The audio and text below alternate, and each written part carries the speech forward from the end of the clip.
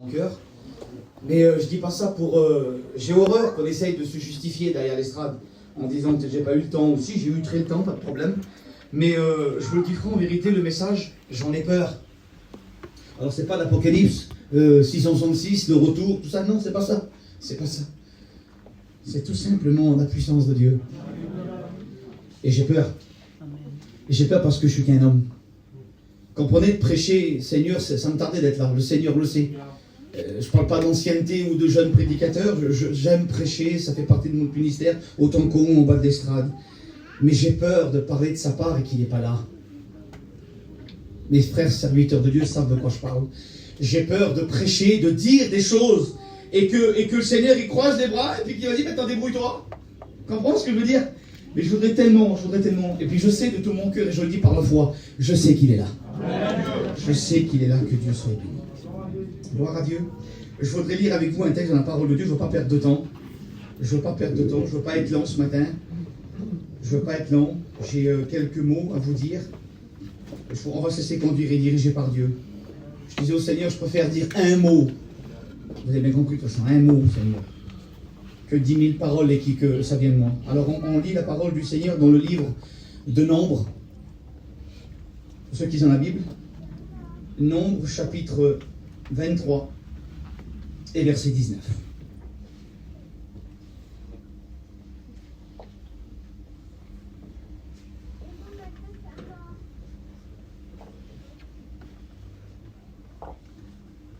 Le livre de Nombre, chapitre 23 et verset 19.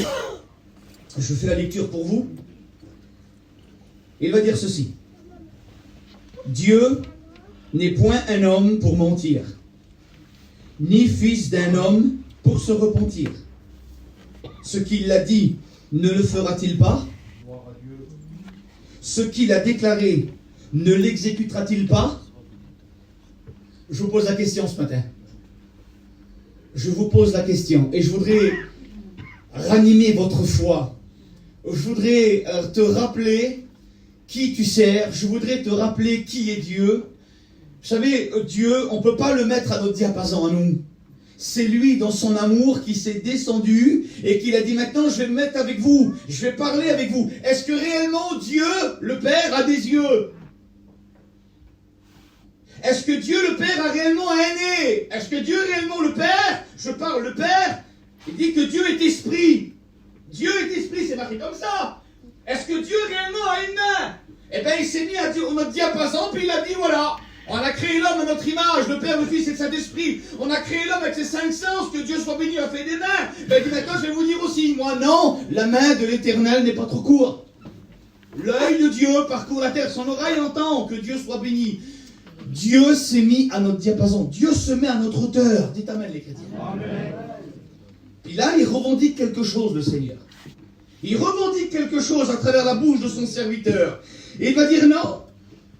Dieu n'est pas un homme pour mentir. Dieu n'est pas un homme pour mentir. Ni un fils d'un homme pour se repentir. Excusez-moi, je m'excuse de ce que je vais dire. Nous, on change beaucoup d'avis. Surtout avec lui là. Quand il me pose la question, Tata, on va au McDonald's ce soir? Et puis à ce coup, je dis oui mon fils. Et puis entre-temps, j'ai pas envie de McDonald's, je suis fatigué. Hop, j'essaye, je mens pas. J'essaye, le Seigneur il sait, je vais pas mentir. Mais on essaie de se repentir gentiment. Et on dit mon fils, on va se faire un bon casse-croûte ensemble. Hein? On va se manger un bon bout de viande. On sent entre père et fils. Alors lui que je t'aime, bon ben d'accord, mais mon père tu me l'as dit pourtant. On essaye toujours de failloter, comme ça veut dire, j'ai pas d'autre mot. Hein, mais toujours d'essayer de... Mais Dieu, lui, non. Quand il dit quelque chose, il le fait. Quand il dit quelque chose, il le promet. Il dit, écoute-moi, tout à l'heure, le frère, il a chanté. Quand je crie, tu entends. Quand je pleure, tu me vois.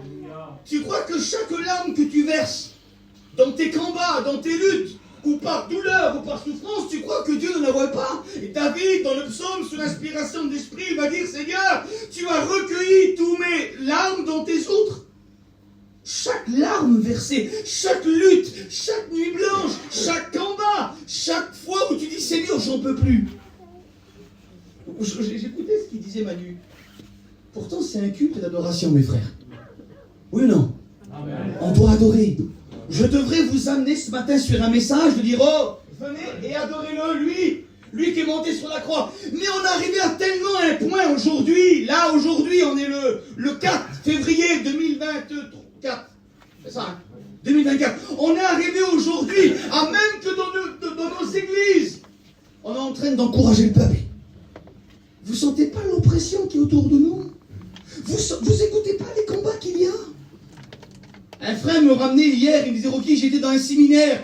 Il dit, j'ai jamais vu et entendu autant de problèmes dans les foyers, autant de ministères qui veulent arrêter. Je ne trahis pas un secret ce matin, Baron Devel. Je ne sais pas s'il y a des amis qui ne sont pas encore engagés dans la foi, qu'on les appelle les inconvertis. Je ne sais pas s'il y en a ce matin, mais je ne trahis pas un secret. On sent l'oppression, on sent c'est lourd, c'est dur. Oui ou non? Dans sa prière, il disait, merci Seigneur que tout va bien autour de nous. Dieu te bénisse mon frère, merci Seigneur. Et je bénis Jésus pour les moments des épis de blé gras, vous savez, là où que Dieu nous bénit, où tu appuies sur un bouton, tout marche. Tu es sur les hauteurs, tu dis Seigneur, c'est bon, tu trouves des messages pour 2 secondes, mes frères. Tu trouves des messages pour 2 secondes, tu es rempli de zèle, merci Seigneur. Mais il y a vous savez, les moments bénis, il faut être franc en vérité. Des moments bénis, c'est passager. Des moments bénis, c'est passager, oui ou non? Alors on a toujours la bénédiction de Dieu, c'est pas ça que je veux dire. Mais quand tout va bien là, il semblerait que moi, je disais ça avec mon étudiant un jour, j'ai peur de ce que je vais dire. On dirait que je pèse mes mots, Seigneur Jésus, je les pèse bien. On dirait que je me plais plus dans les combats parce que je vois la gloire de Dieu que quand tout va bien. J'ai peur quand tout va bien, Quentin. Non, c'est pas ça. Valentin, pardon. Pourtant, ça fait 20 ans que je le connais. Bon, Valentin.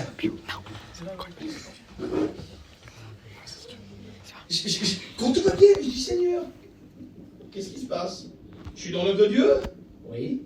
Voilà, je lis ma Bible, je prie, je jeûne. Ma femme, on est bien. Il va falloir redescendre de la montagne là. Je marche à pas, tout petit pas. Il est où? Il est où le combat? Sur qui? Où il va venir? Oui ou non? C'est vrai ou pas, Kim? Donc ce matin, je voudrais vous parler de la bénédiction de Dieu. J'étais en train de méditer hier. J'étais en train de méditer la parole du Seigneur. Et je priais. Puis d'un seul coup, mon petit que je t'aime, il est venu tout doucement. Et il m'a pris dans les bras. Alléluia. Écoute. Et comme il me prend dans les bras comme ça, j'avais froid dans la chambre là. J'avais froid. Et d'un seul coup, il me prend dans la chambre là. Et puis il me prend comme ça là. Et il a resté peut-être 10 secondes. 10 secondes, c'est long. C'est Dieu qui me faisait du bien. Il me réchauffait. En plus, il a flippé. Il me réchauffait en vérité. Et d'un seul coup, écoutez. Il me réchauffait et d'un seul coup, il m'embrasse. Il me donne un petit chou. Et hop, tout doucement, il s'en va. Et le message est né de ça. En vérité, Valentin, le message est né de ça. J'ai dit, Seigneur, tu veux que je prêche ça? Est-ce que vous savez ce que ça veut dire le mot bénir? On le dit nous, Seigneur, bénis-moi! Seigneur, je te bénis! Est-ce que vous savez ce que ça veut dire le mot bénir? Hein? C'est pas ça. Ça fait partie, mais c'est pas ça. Littéralement, c'est pas ça. Allez, je vous fais travailler un petit peu. Les sœurs, c'est quoi? Être béni, c'est quoi? C'est parler en langue? C'est quoi? Non, le véritable mot, le mot dans le langage biblique, c'est quoi? Bénir. Je te bénis, bénis-moi. Ben, je vais vous le dire, c'est quoi? C'est tout simplement faire du bien. Tu dis comment ça? Faire du bien.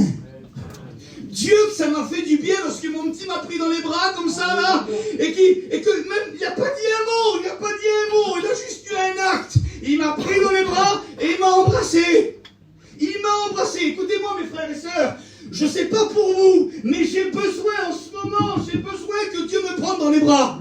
Amen. J'ai besoin en vérité. Je ne sais pas si tu te rappelles, toi qui étais, on m'a rapporté, je crois que tu étais, ou le matin que tu t'es levé avec le Pablo et les autres dans la mission, et que d'un seul coup, vous avez passé dans les campings, et que David, on se croit, il a des besoins. Je ne sais pas si tu étais ce jour-là, tu étais là. Comment ça s'est passé? Une chose terrible. Les garçons m'ont rapporté, m'ont dit Rocky, Pablo m'a dit Rocky, j'ai fait quelque chose de terrible. C'était même gênant pour lui. Ils sont tous là, les garçons sont quelques-uns, 5 ou 6, on me dit, je sais pas les pas sont tous les hommes, ils sont bénis, remplis de lumière. Le garçon qui était avec eux, il avait besoin, des grands du ciel, il avait besoin qu'on le prenne dans les bras, qu'il sente l'amour. Et d'un seul coup, les garçons ils se mettent en rond, et puis il prie, il loue, et d'un seul coup, Pablo le regarde, le garçon. Et d'un seul coup, il l'a pris dans les bras. Et quand il l'a pris dans les bras, le Saint-Esprit a tombé sur lui, il a éclaté. C'était pas Pablo qui le prenait dans les bras. C'était pas Pablo qui prenait dans les bras, c'était quelque part Dieu qui dit, regarde, je ne t'ai pas oublié, je te montre que je suis là, je te montre que je t'aime. Tu manques l'amour d'un père, mais moi je suis ton père. Même si ton père ou ta mère t'abandonne, moi je suis Dieu et je te prends dans les bras. Un homme disait un jour, et je pense qu'il a raison de dire ça, Dieu c'est le Dieu Père avec le cœur d'une mère. Vous avez vu quand vous lisez l'Ancien Testament, comment que Dieu détaille l'amour d'un père, d'une fille. Mais c'est terrible, c'est terrible. Dieu connaît ses enfants. Vous savez, quand je regarde, je pensais à ça, je regarde, je vous lis le texte. Dieu n'est pas un homme pour mentir, ni un fils de l'homme pour se repentir.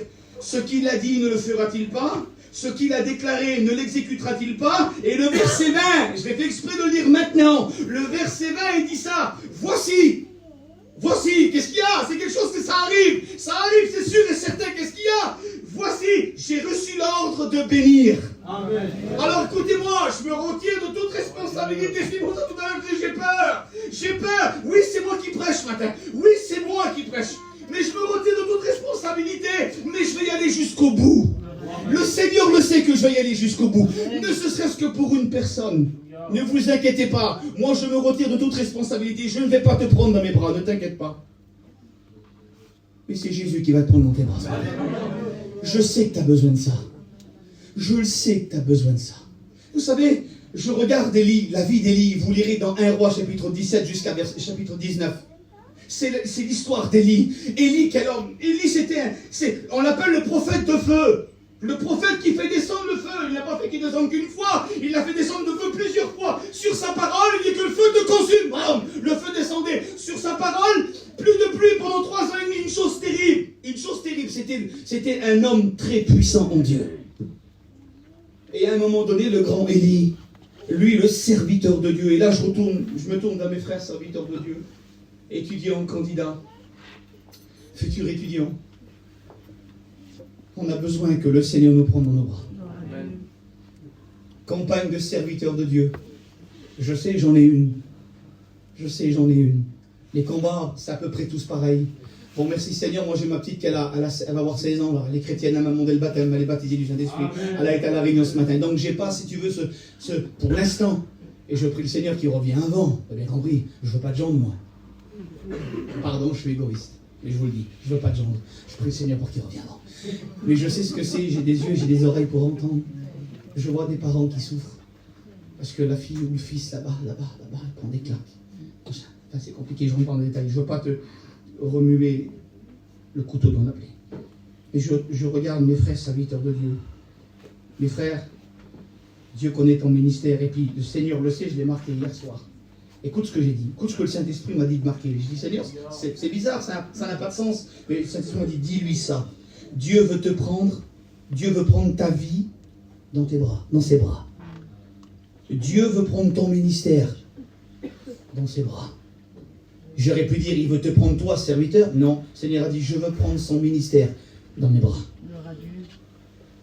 Alors, femme de serviteur de Dieu, je sais que tu ne lui dis pas tout à lui. Je sais que tu ne lui dis pas tout. J'ai la même chez moi. Elle met sur son fardeau. Elle le met. Et d'un second moment donné, tu le regardes, tu n'en peux plus. Vers qui te tourner? T'es femme de serviteur de Dieu, c'est compliqué. Hein, mais Dieu t'a vu ce matin. Tu dis rien à lui, tu t'occupes des papiers, des ceci, des cela. Vas-y, mon mari, je t'allège, vas-y, pas de problème, vas-y, va, ramène-nous du pain et puis ramène les âmes. Mais toi, tout repose sur toi. Et aujourd'hui, tu n'en peux plus. Aujourd'hui, tu es fatigué. Vous avez vu que ces 2 jours de mission, là, bizarre, Seigneur, on ne s'est pas concerté avec les frères, là. Ça parle souffrance, pleurs. Il y a des comment et des pourquoi. Alors je t'en supplie, ne rentre surtout pas dans la forêt des pourquoi et des comment. Tu vas t'y perdre. En vérité. Mais par contre, c'est pleinement humain de dire pourquoi. Regarde Élie, le grand Élie. Il est là, Il a fait des choses terribles. Vous savez, sur le mont Carmel, le peuple qui était là, le peuple d'Israël, n'avait pas besoin, je m'excuse Seigneur, je l'ai dit hier, et je suis pour la connaissance. Je suis pour la connaissance à 100%. Oh, plus que jamais, maintenant encore, avec toutes ces fausses doctrines, tout ce qu'il y a découle. Donc lisez la Bible, lisez les textes littéraux, prenez des versions, faites ce que vous voulez. Mais ce matin, je le sais moi, personnellement, que ce matin, tu n'as pas besoin de grands messages, malgré que ce que je te dis, c'est un grand message.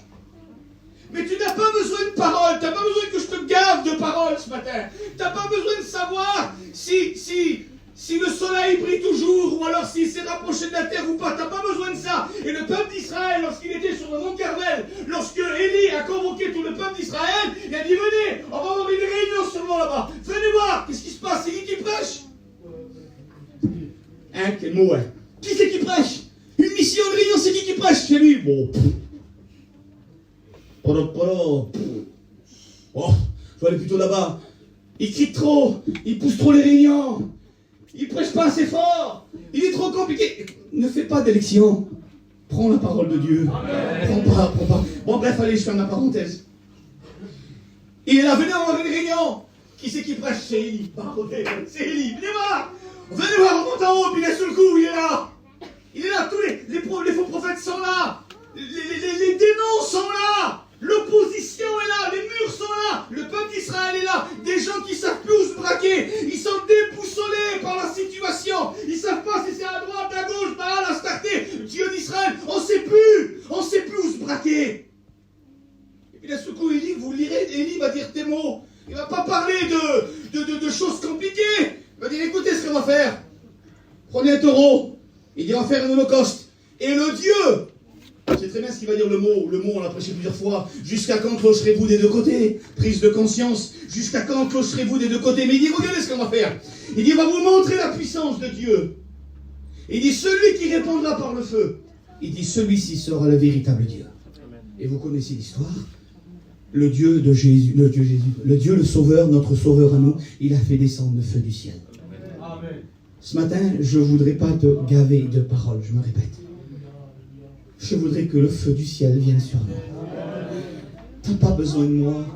Tu n'as pas besoin de savoir si moi je vais bien. Tu n'as pas besoin de savoir si tout chez moi ça va bien. Vous n'avez pas besoin de savoir s'il pleut à Bordeaux ou s'il ne pleut pas, ou s'il y a eu des cèpes, ou s'il y a de la chasse, ou de la pêche. Vous n'avez pas besoin de savoir ça. Vous avez besoin de savoir que Dieu est là et qu'il va nous prendre dehors. C'est tout ce que j'ai besoin ce matin, Seigneur. C'est tout ce que j'ai besoin. Et vous savez que je faisais une réunion d'enfants et je l'ai dit à la réunion d'enfants. Vous savez, bénir, ça veut dire ça. Faire un câlin. C'est tout simple. C'est un mot enfantin que je voudrais être un enfant ce matin. On a trop grandi, mes frères. Seigneur, on a trop grandi. Alors oui, devant le péché, je veux être un homme. Seigneur le sait, je veux être un homme pour dire non. Oui, il faut dire non. Oui, c'est qu'il faut dire oui. Devant ce Goliath, devant la tentation, devant le problème, je veux être un homme, je veux être un guerrier. Au nom de Jésus, mais dans les bras de mon maître, je veux être un enfant. Je me rappelle dans Marc 10 et verset 13, il est dit que les parents avaient amené les enfants pour que Jésus les bénisse. Et les disciples vont dire arrêtez, vous importunez le maître. Et là, le Seigneur va être indigné. Vous regarderez, qu'est-ce que veut dire le mot indigné? Mais comment ça, hein? Vous faites quoi là? Comment ça? Vous faites quoi? Mais Seigneur, c'est des enfants, t'as pas besoin de ça, toi. Laissez-les venir à moi, les enfants. Amen. Et si, écoutez-moi, quand j'ai lu le texte hier, c'est pas possible. Je le redis maintenant, Seigneur. S'il y en avait 500, comme ça, il va dire, il les a tous bénis alors. La Bible dit qu'il leur imposa les mains pour être bénis. Il leur imposa les mains. Comme si que moi, que Dieu me pardonne, vous avez un enfant. Voilà. Comme si le petit là, je sais pas, maintenant, il voudrait maintenant me prendre dans les bras. Viens, on dit, allez, casse-toi. On va voir ailleurs. On néglige comme les petits enfants, le Seigneur a dit non. Non, parce qu'il a besoin d'être béni. Il a besoin de se sentir aimé. Il a besoin de se sentir aimé. Et hier, c'est lui qui m'a pris dans les bras. C'est lui qui m'a fait sentir qu'il m'aimait. C'est lui qui m'a donné un petit choum. Alors vous avez bien compris, je ne l'ai pas repoussé. Je priais et je le laissais faire. Et le Saint-Esprit me parlait, il me disait, c'est comme ça que je veux faire ce matin. C'est comme ça que je veux faire ce matin. C'est comme ça, je ne veux pas aller plus loin. Je veux pas aller plus loin, je ferme ma Bible. Je voudrais qu'on ferme nos yeux. Et je voudrais que le Saint-Esprit agisse. Je veux que le Saint-Esprit agisse. Dieu se suffit lui-même ce matin. Dieu se suffit lui-même. Il n'a pas besoin de moi. Il n'a pas besoin de moi. Il n'a pas besoin de moi. Job, le livre de Job 40 et verset 4, il dit: as-tu les bras? As-tu un bras comme celui de Dieu? Un pasteur que je l'aime dans ma vie, mes frères, je vous aime, mais c'est pas de vous que j'ai besoin ce matin. Bon Dieu, je t'aime Seigneur, on sait que je t'aime. John, les copains, je vous aime de tout mon cœur, mais c'est pas de vous que j'ai besoin ce matin. J'ai besoin que Jésus me prenne les bras. Je voudrais Seigneur me blottir dans ses bras. J'en ai besoin en ce moment. J'ai besoin de voir la gloire de Dieu. J'ai besoin de bénir. J'ai besoin d'être béni. Il est là ce matin. Il est là. Alors pour toi que tout va bien, merci Seigneur. Tu vas être béni encore. Tu vas être béni encore davantage. Mais toi qui as besoin d'être béni, toi qui as besoin que Jésus te prenne dans les bras, de t'appuyer sur lui. Vous avez vu comment c'est bon lorsqu'on n'en peut plus, puis qu'à ce coup on s'appuie dans ses bras. On fait: oh Seigneur, que je me sens